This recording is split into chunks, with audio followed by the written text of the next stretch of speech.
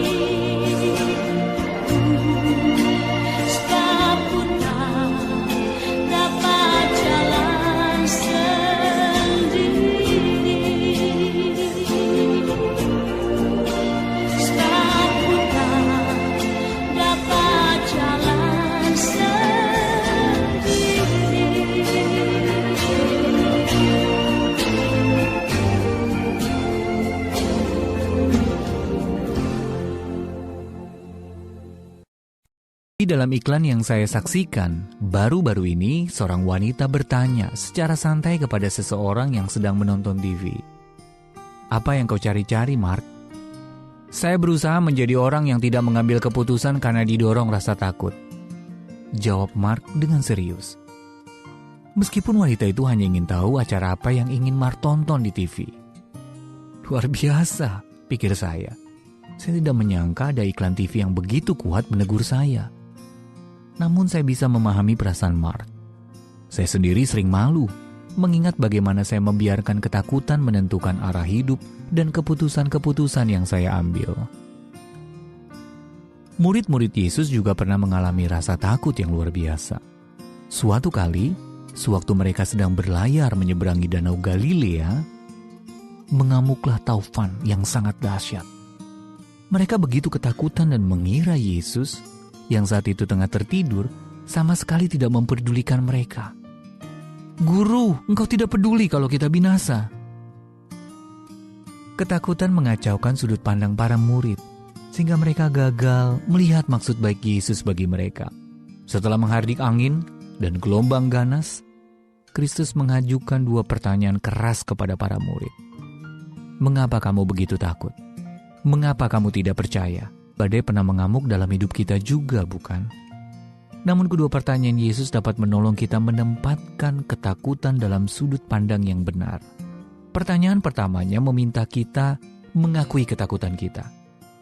Namun yang kedua mengundang kita menyerahkan perasaan kita yang kacau balau itu kepadanya, agar kita diberi mata untuk dapat melihat tuntunannya melewati badai yang paling dahsyat sekalipun.